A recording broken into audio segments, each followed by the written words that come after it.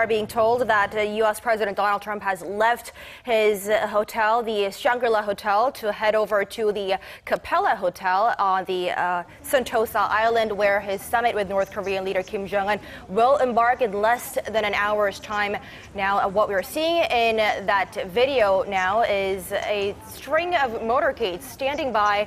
I'm not sure what hotel that would be, but approximately, that is St. Regis in Singapore. That's where Kim Jong-un is staying. That's why the motorcade is still standing still. As far as we know, Kim Jong-un hasn't left for that summit yet, but Trump is already on his way. I'm not entirely sure of the geographical locations of those hotels.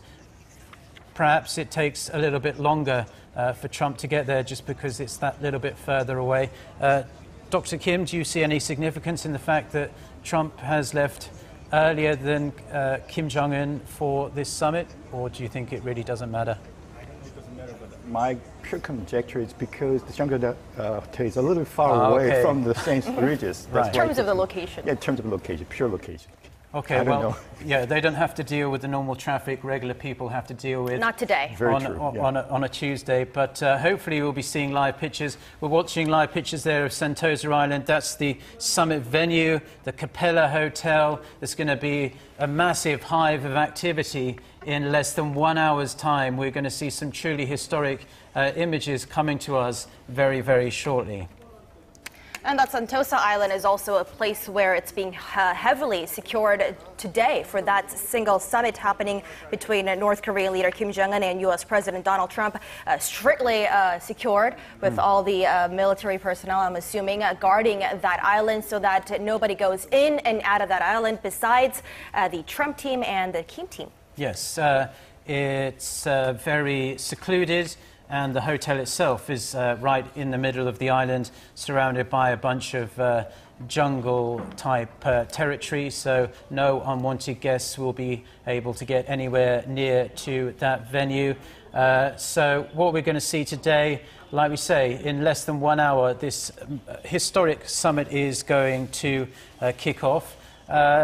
Dr. Kim, coming back to you briefly, because we don't want to just stare at a hotel for the next 20 minutes. Perhaps we can see the start of President Trump's motorcade there, or perhaps not. But Dr. Kim, what I wanted to ask you is, what are you expecting from this summit? Are you expecting something substantial to come out of it, or do you think it's just going to be a good photo opportunity for both leaders?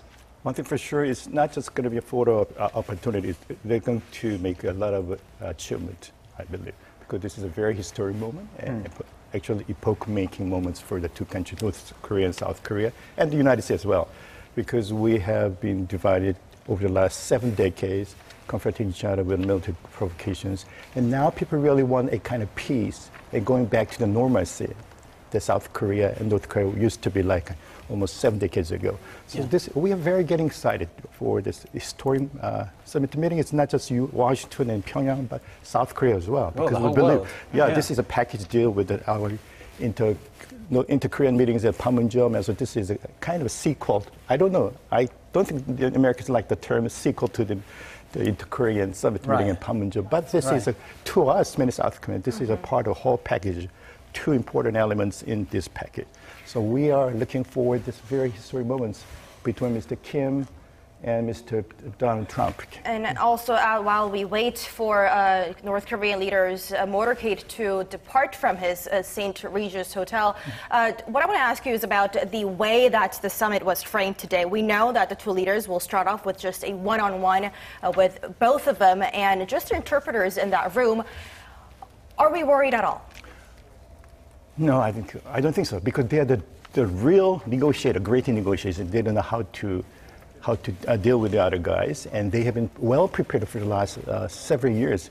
Mr. Trump said, I have 15 tons of documents that I have learned. Boxes of documents. Boxes, but we just want to be careful because of the styles that we've been seeing in these two leaders. They're very unpredictable when it comes to, and they're very different in their own style. Trump already tweeting a gazillion tweets this morning before even walking into that summit with North Korean leader Kim Jong-un, while we hear nothing from on Kim's end. Well, he doesn't have a Twitter account, doesn't he? You never know. You never know. Maybe as a secret one.